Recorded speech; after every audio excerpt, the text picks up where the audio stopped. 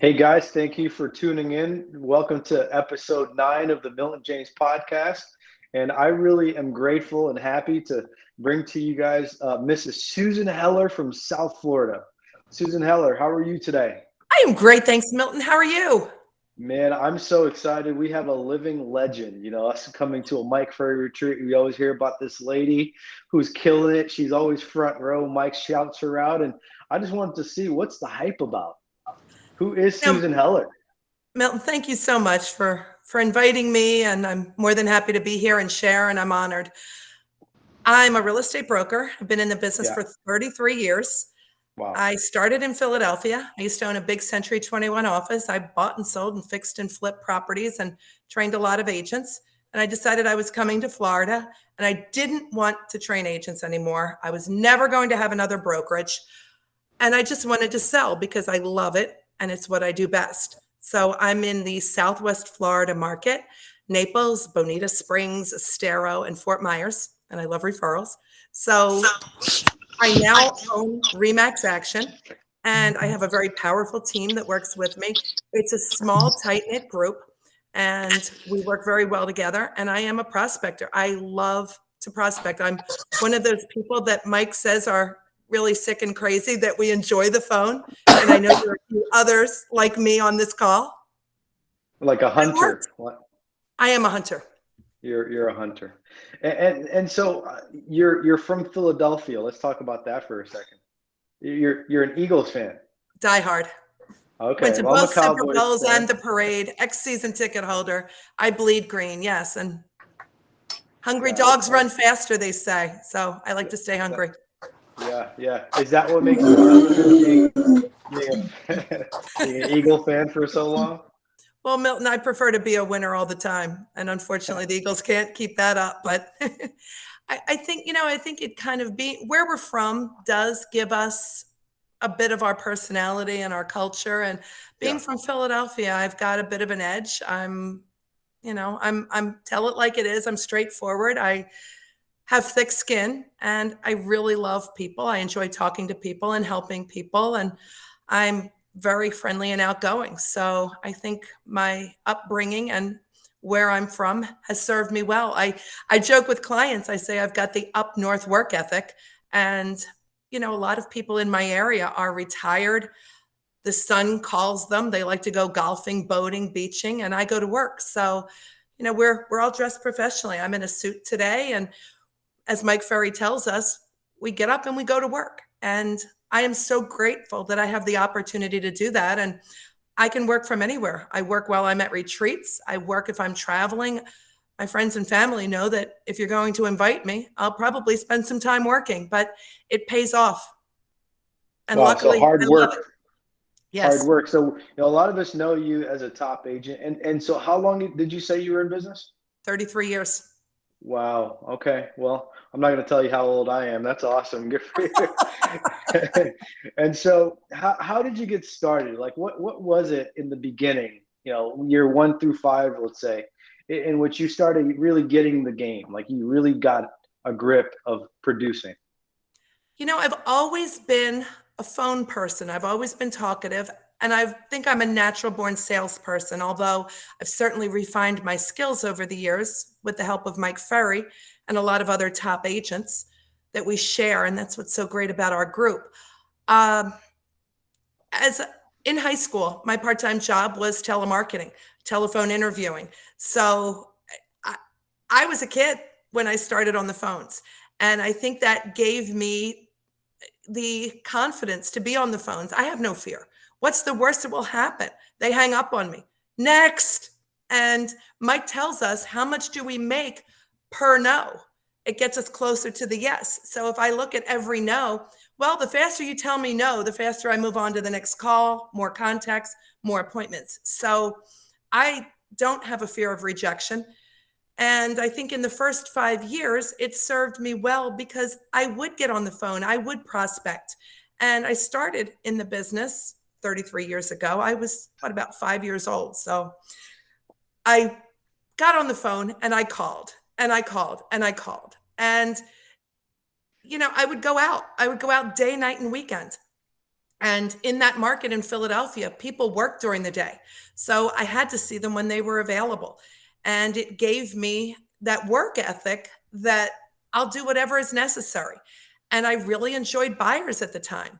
I've grown into listings and I have realized that better time management comes with listings than buyers. And we can do a whole lot more transactions that way.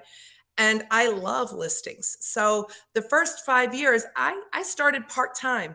I couldn't give up my full time job, and I started selling $35,000 row homes inner city. Mm. My first, one of my investment properties, I have purses that cost more than that house. And I got a lot of war stories, but it's just been a lot of fun. I would leave my office and take my jewelry off, hand it to the receptionist, and get in my car and go on a listing appointment. So, it's kind of been the school of hard knocks. I started with very low price points and I had to do volume. So I have a hustle. I love to work. So selling 100 plus homes a year for me with these really high price points has been very rewarding. But you asked about the first 5 years. I went out and I asked people what they were doing that worked. I went out to multiple different seminars. I wasn't fortunate to find Mike until I moved to Florida in 2001. So once I went to a Mike Ferry seminar, my first one was 2004. I was introduced by a woman in my office. Most of you know the name Fahada Saad. Fahada was very giving, and she told us about Mike Ferry, and I heard about him and I looked at her numbers and said, my goodness, she's making $3.5 million a year. I need to find out what Mike Ferry is telling people. So I went to my first Mike Ferry seminar over in Hollywood, Florida, and I loved what he was saying. And I was scared. I didn't know where I would come up with $1,000 a month for coaching. I had just relocated from Pennsylvania. I thought I might have to get a part-time job to support real estate. And my biggest fan, my number one mentor and hero, my dad, said, maybe you need to look at something else. I said, nah, I don't. I'm staying real estate. So when I found Mike Ferry, I said, I'm going to join coaching. And we joined that day because there was a cocktail party and you had to be a coaching client to go to the cocktail party. So we said, one of my local friends and I said, we're going to do it anyway. Let's do it today. So we went in, we signed up, and the rest has been history. I remember sitting at a dinner table with a group of people, and there was a salesman there. I won't mention any names, but he was a regular guy, just like the rest of us. But he was making $250,000 a year. My highest year was 100,000 at that time, back in 2004. And I looked at him and I said, if he can do it, I can do it. And I would just say, wherever you want to go, find somebody you relate to, somebody that you say, if she can do it, I can do it. If I'm that person, because if I can do it, anyone else can do it. And I looked at him and I said, if he can do it, I can do it. And I have far surpassed that. But my next plateau after the 250 was 500. And my next plateau was the million. And I broke the million this past year, 1.3. So Congratulations on that. So I always like to ask is, what was life before Mike? BM before Mike, like business wise, how many transactions? So I'm going to be really honest with you guys. My life was, I moved to Florida single, and I was in my 30s. I would go clubbing. I would come home at 2, 3, 4 o'clock in the morning. I would sleep until 10 a.m. I'd get on the phones when I felt like it, 11, 12 o'clock. I'd get on the phones in the evenings. I did really well, but I didn't do as well. Once I mastered my morning schedule, and I wasn't clubbing every night. That was like once or twice a week. But, it was just kind of a living my life, enjoying, a good income, but not a great income. I didn't have structure. I didn't have a schedule. And I got into the prospecting program where the coach at the time said, master your morning routine. And that was one of the best takeaways I've gotten from Mike Ferry and his coaching, is to get a schedule, get a system. And I am so committed to my morning routine. I have my role play 5 days a week at 7:30. I'm on the phones at 7:45. If it's 7:46, I'm not happy. I like what I call a power hour. Who can't get on the phones with high intensity and energy for 1 hour? You may think your day is over, but somewhere between 4 and 7, I like to do a power hour several nights a week. I like to selectively prospect. Where is the best time blocking? So I find that between 8 and 10:30 a.m. and between 4 and 7:30 daily, those are the two best blocks on weekdays. Saturdays and Sundays are so strong. If I commit to an hour or two Saturday and Sunday morning, if I commit to maybe 4 to 5 on Saturday, but Sunday nights is another really strong. Now that football is almost over, we can reach people between 4 and 7:30 on Sunday nights. And that is quality over quantity when it comes to timing. And I like quality time. So if I can just give a couple hours, if I can work now the way others won't, I can have the lifestyle in the future that others can't. And I just look at that and say, that's where I'm going to put in my energy. We can all get prospecting fatigue. I do the Money Monday from 8 a.m. till 8 p.m., but I'll take a couple hour midday break. But I know I need to be back on the phones by 4. 4 till 7:30 is just, that's critical. So I think it's working smarter. I work hard, but working smarter means I don't have to necessarily work harder than the level that I already work. Got it. So you're working smart and you're working hard, which is a good combination. So, after Mike, so when you went to that first retreat, you met Fahad Assad. How many years did it take in coaching for you to start seeing real results? Now, that's a good question. I saw results quickly. Mhm. And you had asked me a question earlier. What was life before Mike? It was kind of haphazard. I did well, but not as well as I could. I didn't realize that people made millions in real estate.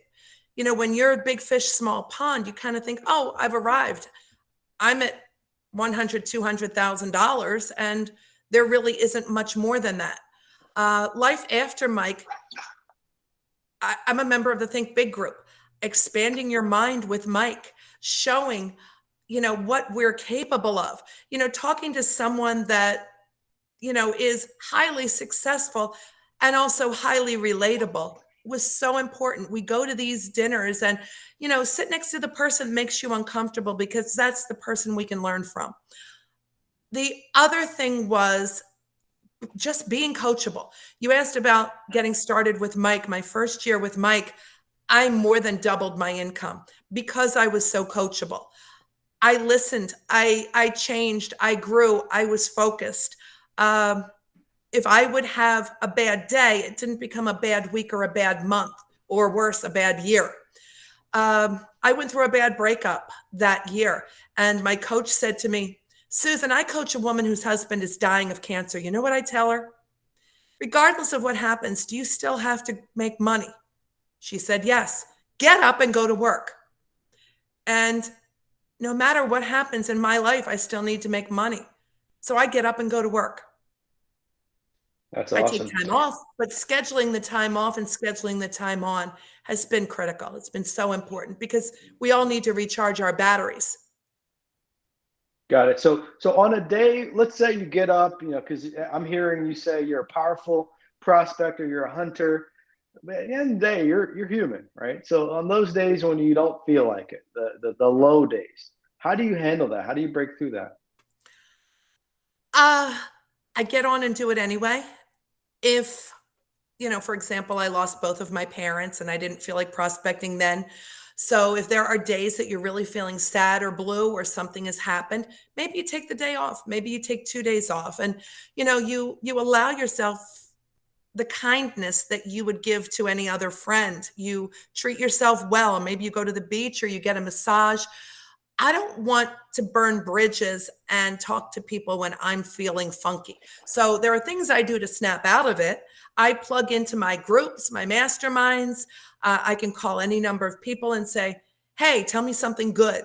Or I can listen to something. I can crank on the music. I can dance. I can get on with my Google prospecting group and I hear them.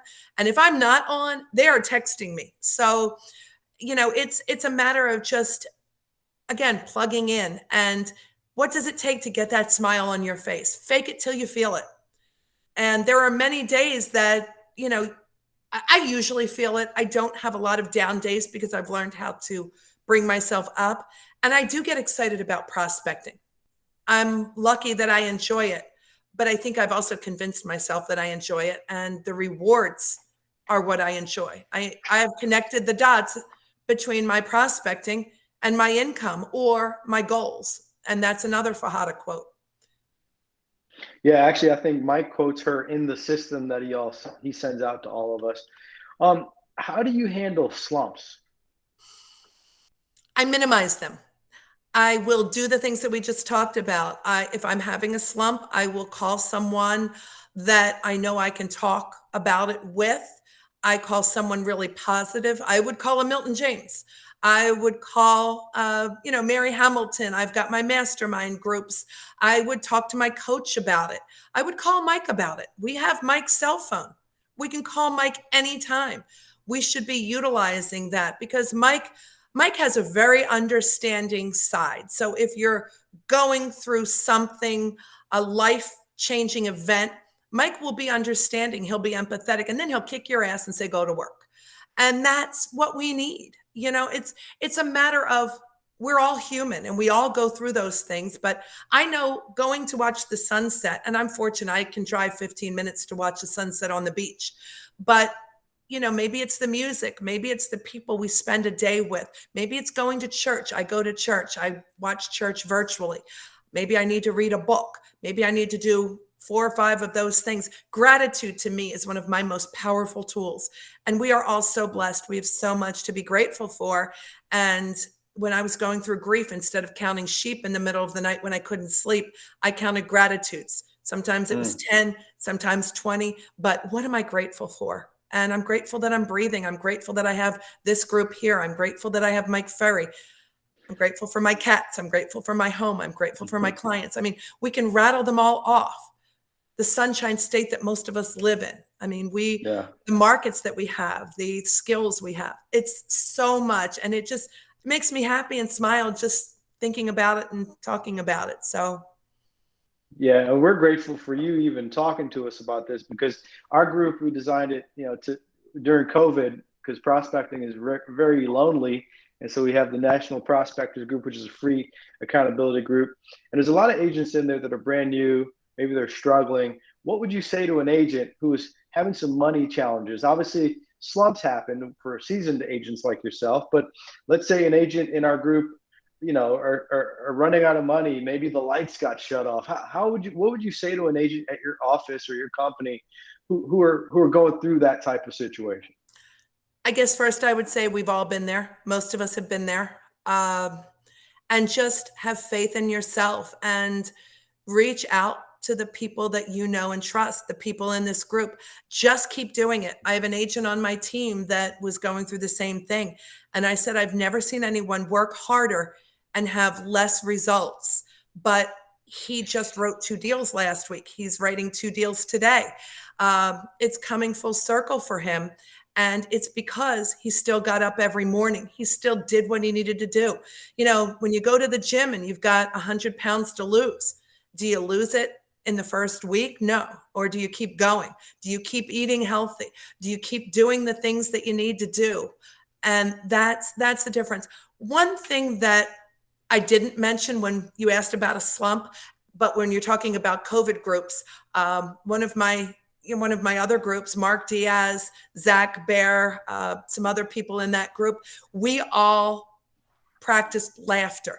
And Mark Diaz and I did an entire Saturday and we set many appointments. I don't remember exactly how many, but multiple appointments.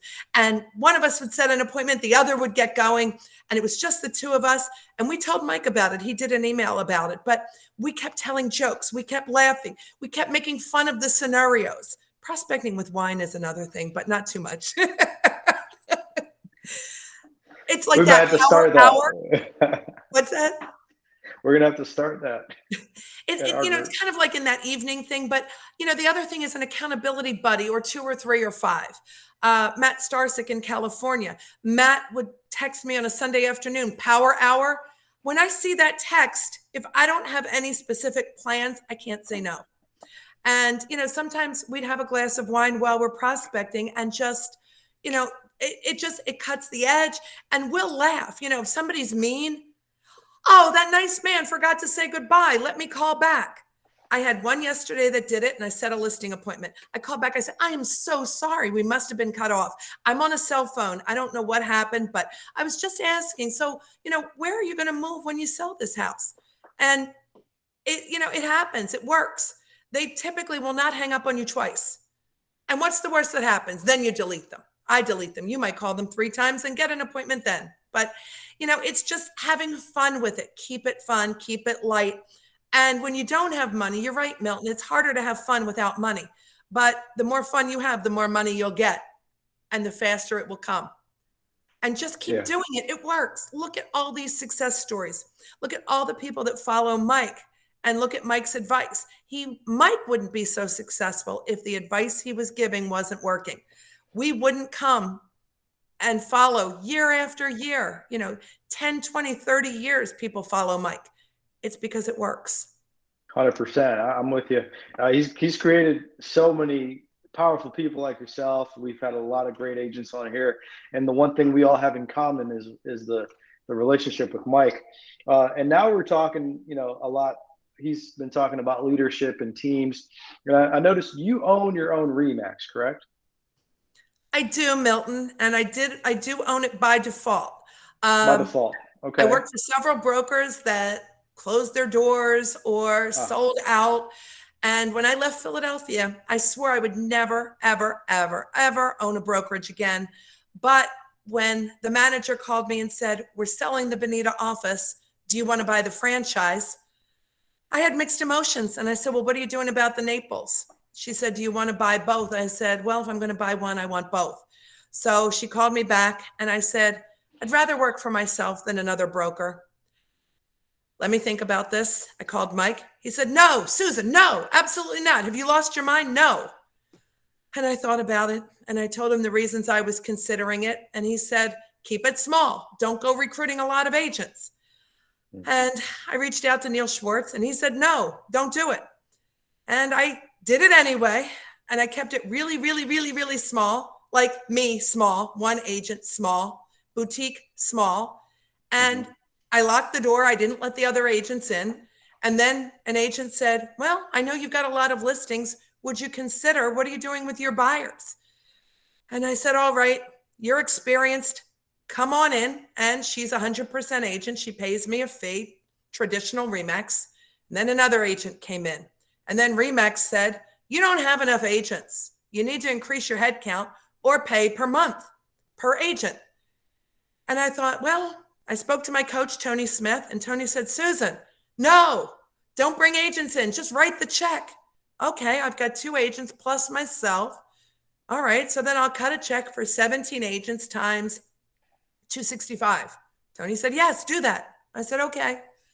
So then I started thinking about building and growing. I went to Mike's team building class, and I presented Mike with an idea that I had about bringing them on and doing some prospecting with them. And I used to run telemarketing rooms right out of high school. I ran a telemarketing company for someone else, and I had 30 plus people telemarketing, and I walked around. It was like I had a prospecting room. I created Money Mondays, and that's like the prospecting school. So I said, Mike, what if I do that? He said, you're the only one I would say could do that. And there is another broker. I forget who it is. Is it Juan Martinez? I think he's in Las Vegas, but he does something like that. And Mike said, talk to him. So then COVID hit, and I said, I'm not growing right now. Let me focus on my business. And I had the 2 best years of my life. So I'm kind of a hybrid right now. And so are you going to keep profit. Are you going to keep it? Are you going to continue doing your own brokerage, or would you just focus on your business? Right now, I have a manager in place. You all met James Chapman. He is recruiting, training, managing, motivating. I'm still in production. I will remain in production until the office outproduces me. And at that time, I still like to mentor One of the best compliments I've ever gotten and the most reward I've gotten from my real estate career is when agents from Philadelphia have said, when I have a problem, I ask, what would Sue Heller do? Or my 3 children are the first generation college graduates. It's because of you. Gotcha. Wow. Congrats on that one. And the reason I'm asking, a lot of us that start growing, we get those opportunities for our own office, go join a company for a team, build that. I'm looking at pros and cons for someone in that position to have their own company. Well, and we all know what Mike would say. Yet, and you're coaching with Mike, so I would ask, what does Mike say? I would never go against Mike's advice. And I would look to people that are doing well. The 3 guys that I looked to were Josh, Bernie, and John. When I saw Bernie Gallerani, Josh Barker, and John Ames on stage years ago, I thought, these are 3 guys that are doing it. They're doing it right. They're making several $1 million a year by doing this at a really high level. And if I'm ever going to do this, I will reach out to them, which I've done. I shadowed Bernie. Bernie is a very kind, generous human. He answered my questions and he will take a call. I've sat at lunch with Bernie. I've called Josh. Josh said, hey, I'll have a call with you and your mastermind group whenever you like. I have 2 other gals I'm in a mastermind group with, and we've gone around shadowing the top agents, people that are doing more. I've sat with John Ames several times. We spoke with John Ames at length at one of the retreats, as well as at the team building program that Mike had in Vegas. So I would just say, if that's what you're looking to do, talk to people that are doing it and doing it right. A lot of people aren't. And there are a lot of people that I look at it as my biggest fear or challenge is to do it without giving up my production, because my production is what's paying all the bills right now. So I don't have the luxury of just going right in and building it. But I also love to share what I've learned, what Mike has taught us. So, and I look at what Neil Schwartz has created, and that's the type of office I would want, where people are Mike Ferry trained agents. That's what Bernie has created. That's what John and Josh have. They're sharing their knowledge. And, I think you get to a certain point in your career, and one more deal isn't necessarily going to be the reward that we're looking for. Maybe changing a family or changing a life is what really makes a big difference down the road. But, to produce and to make millions is certainly a reward. And until you get to that point, it's all personal. It's all about what our goals are. And, to me, I want to create a great group of people that I can share my knowledge and my experiences with and help grow. That's awesome. Thank you, Susan. Now we're going to open up for some questions because, this is a group forum. And if you guys have any questions for Susan, now would be the time to unmute yourself. And man, Susan, I'm really excited that you're here, and I'm learning so much. Nina Edmonds, you have a question. Hi, Susan. I wanted to first thank you so much for jumping on this call. I absolutely loved everything that you said and shared, and it all resonated with me. It was very inspiring. My question today is, you talked a lot about time management.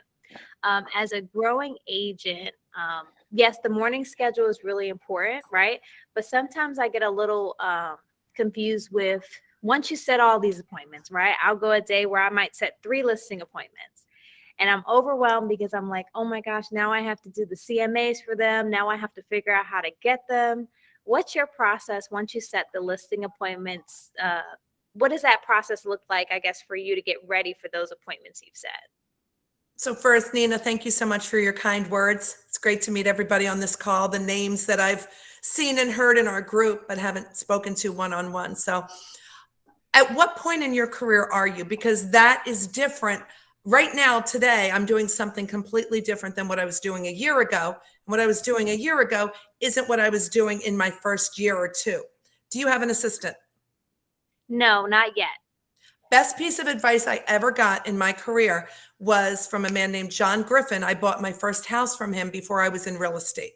He said, Susan, as soon as you can afford an assistant, hire one. The sooner you stop doing $5 an hour work, which is what it was in 1989 when I got into the business, I could pay someone to do $5 an hour work so I could go out and make the big commissions. So if you can get an assistant for $15 or $20 an hour, what do you make per hour, Nina? Have you calculated that? In the numbers analyzer for last year, I made 320, like 325 an hour to prospect. So you're losing $305 an hour doing admin work. Right. The problem is I'm not good at following my morning schedule. So my coach says I can't have an assistant until I master my morning schedule. I would never go against your coach, but what's stopping you from following your morning schedule? Do you see it as important? It is important. I think what happens is you get a little overwhelmed. Like, you're going to get on the phones. You're going to say the scripts verbatim. You're going to set the appointments. I think what gets scary is, whoa, now I have to the ones I couldn't pre-qualify, I got to get those. I got to send out the CMA. So it's just the little minutia part of it that kind of makes me a little overwhelmed, to be honest. So what I would do, or what I've done right now, I have someone that goes on the appointments for me. I'm a high paid telemarketer. All I do is set appointments. I have someone who actually physically goes out on the appointments for me. I have an assistant that pre-quals. They prepare the listing package. All that is done. All I do is prospect right now. That's all I do. I'm going on an appointment this afternoon, but in general, unless they specifically request me, someone else goes. Last year, my assistant did all that. I went on the appointments. I would prospect all morning. The package would be ready for me. The appointment would be pre-qualified, and I would just spend my mornings prospecting. My afternoons would be on appointments. If I didn't have appointments, my job was to get back on the phone and create them. Before I had an assistant, I would probably have done the CMAs the night before, because I don't want to interrupt prospecting time. That's our money making, money generating, with the servicing. So I would do the CMAs at like either 6 a.m. or 9 p.m., times that we can't be talking to people. Or if you get a lull at noon, do it at noon. But the non-phone time is when you do non-phone activities. That's what I would do. Thank you for that. I never heard anyone tell me to do the CMAs like after the day is done, maybe, or before the day starts.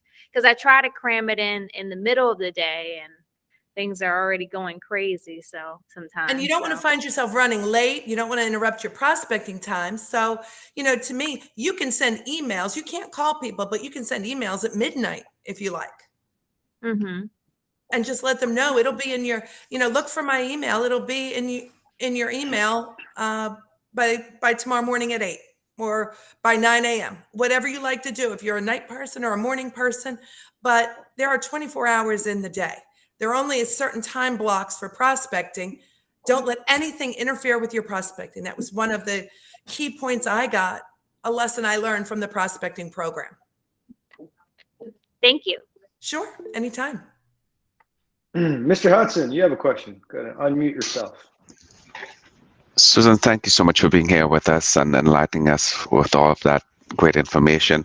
I'm just a little bit curious with regards to, you mentioned different times that are most productive times for you, and I'm just wondering if you could just repeat that for me, please. Actually, Susan, he's in Orlando, so don't answer that. I'm just kidding. How did you sneak in, Mr. Hudson? I thought Milton eliminated all the Orlando people, the competitors. He works for my mom's company, so he's practically family. Kind of grandfathered in, huh? He's mothered in. Well, I would say my set in stone times, or my powerful windows of opportunity, would be I start my morning at 7:45 and I'm on the phone until noon, unless set in stone is 11. I will stop prospecting at 11 if I have an appointment or something that requires attention. But that 7:45 to 11 a.m., Then I find the midday gets either they're working, they're boating, they're beaching, they're golfing, something else is happening, they're distracted. 4 p.m., if you can't reach an expired in the morning, call them throughout the day, print them out, take them with you, driving through the, between appointments, have them in the car. But I like to get back on the phones from 4 till 7:30. I've got seniors in my market. My friend Mary Hamilton in Canada, she was on the phone until 9 p.m. the other night. I said, oh my gosh, I'd be waking them all up. But my market, they're in bed by 8. I can't call after 7:30, but it depends on your market. I love Saturday mornings. I call at 8, but in some markets, you may not want to call them before 9. I find by 11, they're out enjoying their day. And then by 4 o'clock, they're kind of back home getting ready for Saturday night. So maybe another hour, 4 to 5 is good. Same thing Sunday. Sunday morning, sometimes they're off to church or they're relaxing. So Sunday morning is good for an hour or two. Probably that 8 or 9 to 11 window. And then again, from 4 till 7:30 Saturday night is really strong. And my Money Monday. I think a lot of people don't go out on Monday nights because they've been out over the weekend. They're catching up. Monday nights are strong. So I'll do 7:40 a.m. till 7:30 p.m. on Monday. And then I take a 3-4 hour break from like 12 to 4 to go out, eat, get some fresh air, go to the gym, that kind of thing. Yeah, my good friend here, Jamila Higgs, says, where does your energy come from? Part is real. I'm blessed with good energy. Coffee, and be kind. I love my mugs that say things because it reminds me of what I want to remember. If I have a mean client and I look over at my mug, it's like, be kind. We don't know what they're going through. And a lot of mine are in pain. But I have high energy, but I bring myself up. I get excited about prospecting. I'm excited to talk to all of you. I'm in this powerful, powerful group. And I'm honored that Milton James invited me here. So it's just kind of, and look at the money we make. One of my favorite sayings. I don't know that anybody has said this. I think it's mine. Happy pays better. Happy pays better. It feels better and it pays better. So when you get on that phone, be happy. Who the hell wants to work with hi, it's Susan with Remax. I saw your listing. And that smile. I mean, look at that smile. It's like if you were talking, we'd all hear it. I call our people on the group out sometimes. I sound like I'm picking on them, but that's true. I used to, Mark George, my coach here in Orlando, who was episode 1 or 2, said, stop frowning while you prospect. Your competition should be frowning because you're taking listings away from them. Absolutely. I love when they hang up on me and I get to call them back because I think I'm probably the only one that will. Or if I get the family member and I'm able to get a phone number that isn't on Vulcan. So what's the right number? Oh, I'm so sorry to disturb you. How do I reach John? I really need to speak with him. So, when we do that little bit of extra, getting those extra numbers is important. Sometimes it costs more money to have a second system. I'm thinking of getting LexisNexis now. But if I get 1 or 2 more numbers that get me in 1 or 2 more listings, it pays for itself for the year. Fair enough. Maureen Buchanan, good friend of mine and long-term MFO client, has a question. Hey, Susan, how do you handle complacency? Mike would probably say, look at your bank account, but I'm personally motivated. I get guilty if I'm not on the phone when I'm supposed to be. Or I find a big goal. What do I want to do? What do I need? Or maybe I just talk to somebody that's doing a whole lot more than I am. Call Mike. Mike will knock you out of complacency.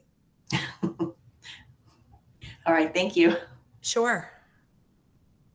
I like that one. Look at your bank account. I'm stealing that. Awesome. I got a question. So, when you're prospecting all day, which sounds like heaven to me, by the way, how do you get someone else to go on the appointment? And what is that structured like? So I am so blessed. Well, I like to travel and I like to work remotely. I'm originally from Philadelphia. My heart's at the Jersey Shore. Some of my best friends and my family are there. So I needed to work out a way that I could be there. So wherever I have worked, I have found top agents in the company that I trusted that would go out on an appointment for me. The way it works for me is I'm the prospector. I set the appointments. Most of the people that I'm working with are not prospectors, but they're good listing agents. Maybe they work their database. The gal that I'm working with is a rock star. I used to work with her at Keller Williams. She's managed, she's coached, she's a teacher and instructor. I pay her 20% of the commission at closing. All she has to do is go out and present and maybe have a couple conversations with the seller thereafter. But I've gotten the leads, I've generated the listing, I've set the appointment. Some of them I've been following up on for literally years. We just listed Hmm. one that I had spoken with years ago when he owned another property. He knew me, he knew my name, he knew my reputation. Some of them in my market, what I use as criteria for whether or not I'll save a lead might be a little different because I've got so many seniors and I'm so seasonal. If they're going back up north and they couldn't sell, then I'll call them in the season when they return. If husband or wife is having a medical condition or a surgery, I will put them down for a call back at a reasonable time when they might be healthier. Or if there's a child graduating high school that they're waiting for, if they give me a reason, not an excuse, as to why they can't sell now, I will call them back. So they get to know me because most of the other agents, many of them have said they've listed with me because I'm so tenacious and my follow up. So, I ask myself, Milton, if you said, Susan, hey, I've got a listing appointment in Naples, will you go out and spend an hour in the house for 20%? Yeah. I mean, geez, she made $15,000 in 1 week with my listing referrals. I mean, if I can set 10 appointments a week and she's gotten buyers. I mean, she went out on a $3.5 million listing yesterday. She took $1 million listing Monday. We've got a $1.5 million listing that bought $1 million house. So these are, and a lot of them come. We had one where she went out on the listing appointment. It was about 500,000, but the seller lived in a newer home community, wanted to upgrade. He gave us the property he wanted to purchase from the builder. So she was a part of that as well. So there are so many opportunities that she's making good money. I'm making good money. I'm doing what I like. And people have said to me, well, you're in town, you're not traveling. Why won't you go out on those appointments? First of all, I want to keep her happy. I want her to continue to make the money she needs to stay in that position. She's valuable to me. But I look at it and I say, all right, well, if I could go on the appointments and take 10 listings this month, or not go on the appointments and take 15 listings, I'm still making 80%. Is that extra 5 listings at 80% worth the 20 I'm paying? Yes. Is that And because you're prospecting more, like you're on the phone all the time, yes, and obviously you're the best prospector in the room? yes.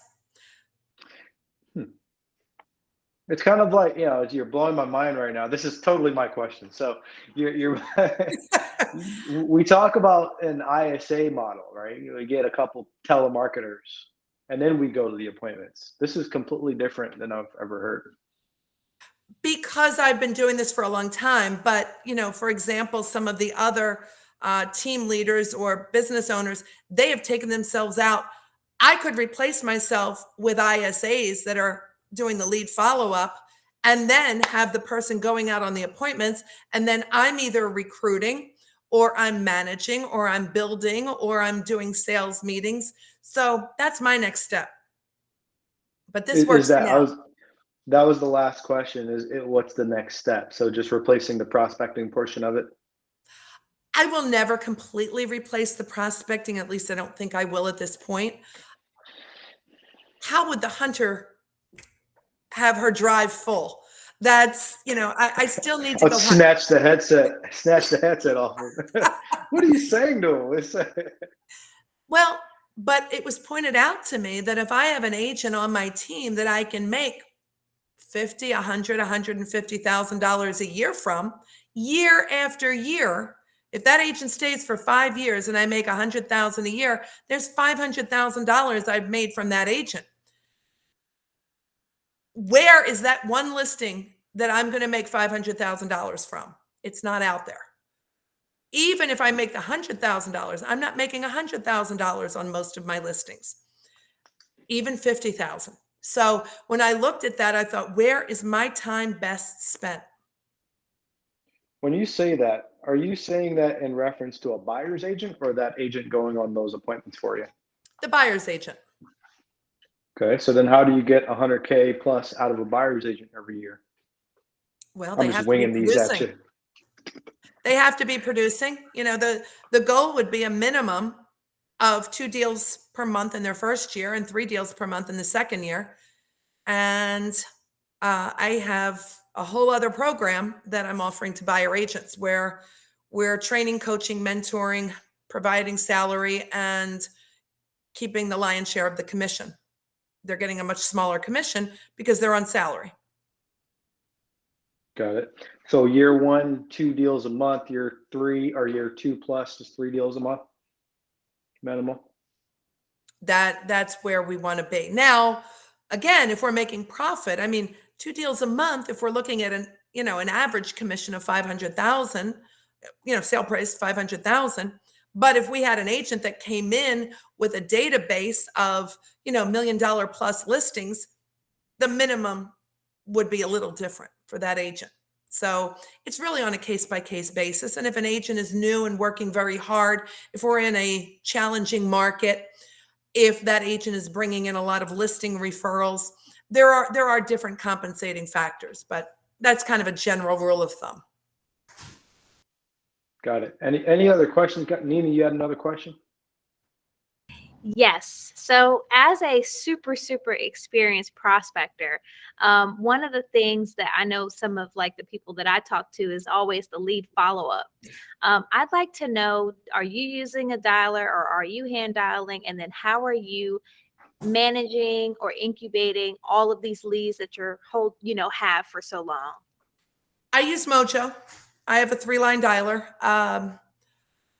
I will use the 1-line dialer. I go through the new expireds 3-line. I do a second run through them 1-line.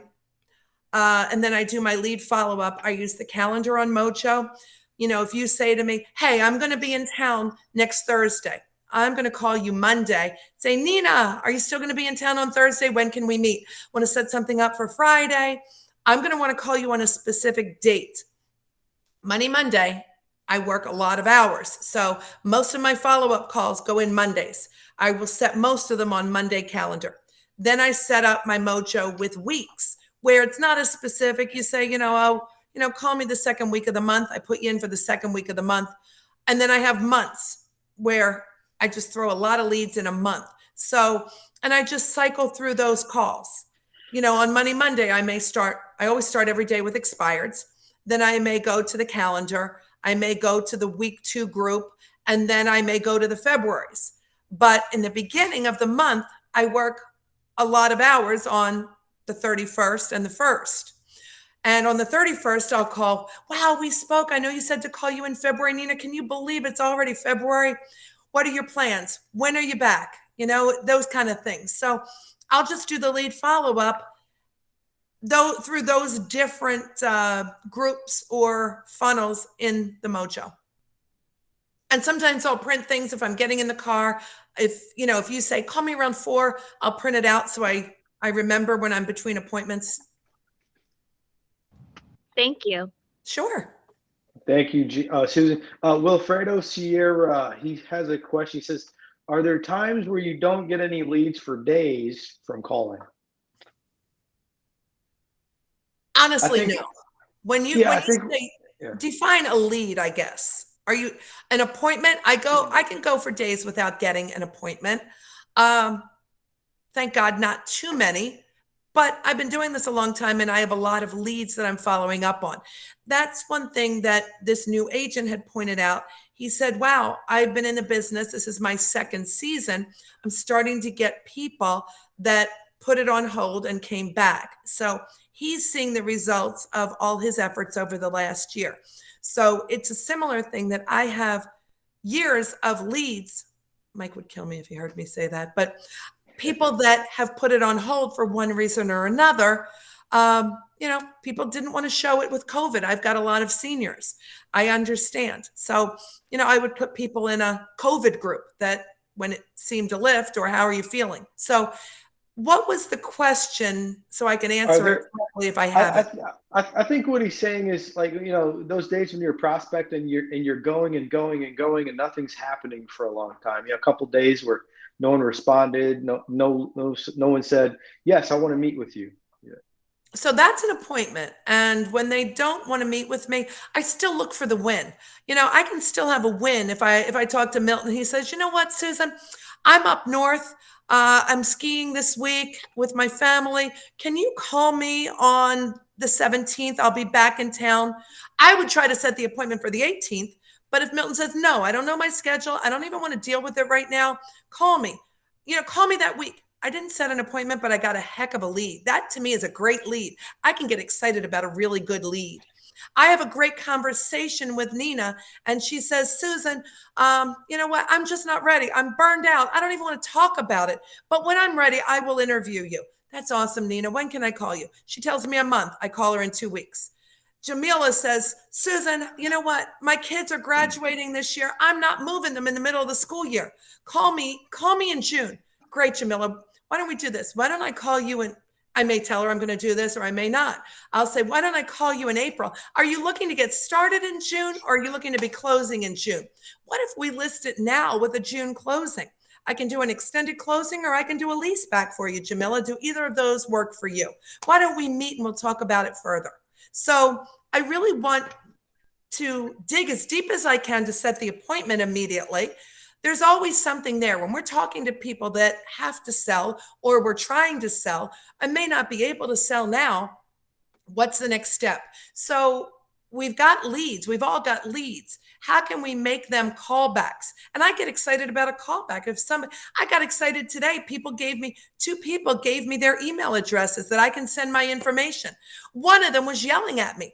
She hung up on me. I called her back. I'm so sorry. We must have been disconnected. I hung up on you. I'm in Hawaii. It's 4 a.m. Oh my gosh, I'm so sorry. You're like the 35th agent. You must be really frustrated, especially the listing came off the market. So by the end of the call, I'm calling her back in 2 months. I've got her email address. I'm sending information. If she wants to talk about it, she's going to call me in the meantime. She apologized for yelling at me. I woke her up at 4 a.m. and she's apologizing to me. So when we get these conversations, any newer agent would probably have been afraid when she yelled, or when she hung up, they wouldn't call back. What do we have to lose?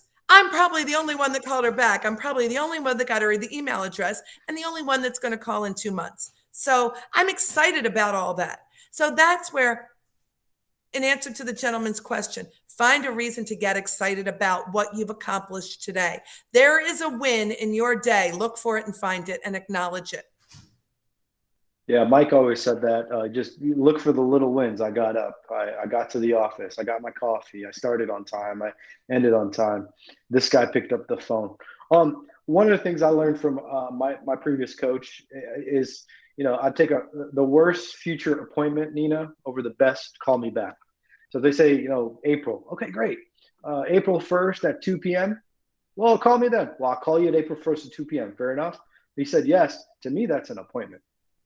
I still got to qualify it, but it's an appointment. All right. Anything else, guys? I got a couple more minutes here. I've got a question. So how do you increase your price point? The market did it for me now. I got lucky. Increasing your price point, I guess, if you want to go into different neighborhoods, if you target those expireds, those for sale by owners, those neighborhoods, selling them and calling the neighborhood and telling them you did it, doing it again and again. It's so simple. Yeah, I got you. Nina? Sorry, I got one more question actually. Aside from prospecting over the phone, are there any other tools that you use to help generate business, such as mailing, doing just listed, just sold, postcards, or anything like that? Out of curiosity. Driven marketing. You're going to have to meet Kelly Baum at the Orlando retreat. Mhm. I took 17 listings in June and I was out of town for 2 weeks. Many of them came from a driven marketing campaign that we did. She just did one for me this morning that was a voicemail drop. I've had about 15 missed calls. I spoke to 3 people. I missed your call. I missed your call. They're incredible, brilliant. It works with expireds, for sale by owners, your database. She activates, gets people raising their hand that you can call back to. It's been, through COVID, my number one source. These are all leads that I've generated, but it gives you another contact. And like she's doing a Valentine text to my past clients. I'm sending them a cup of coffee. It's like, we love our clients. And it just, you can, in one fell swoop, I can reach 60,000 people in one fell swoop. And then my phone starts ringing. I can only make a certain number of outgoing calls, but when my phone is coming back to me with texts and emails and phone calls, that's beautiful. It just added to my business. How big is your database? I've got, oh my goodness, not counting my Philadelphia past clients, I think I've got about 1,000 past clients here in Florida, but I've got 60,000 leads in driven from I just pulled everything that was in my mojo. Everybody that I ever spoke with that gave me an email address that was thinking of selling, any leads that came in through any of the lead generation sites that I pay a referral to. I just dumped them all in there, and people say, "How did you get my number?" You can use that source for just listed, just sold texts to an entire community. It's pretty cool. Very nice. Mrs. Susan Heller, thank you. Thank you. Thank you. If anyone should need a referral agent in Naples, Florida, how do they get a hold of you? Text, call, send a smoke signal, 239-248-8000. It's pretty easy. Thank you. Thank you. Thank you. 248-8000. Awesome. Well, listen, I appreciate you being here. Thank you guys for participating, and we'll catch you next time. Thanks for having me. Great to Thank meet you, everyone. Susan. Hope to see you. And Thank feel free to you. call anytime. Bye-bye. I'm totally deleting that last part for the Orlando agents.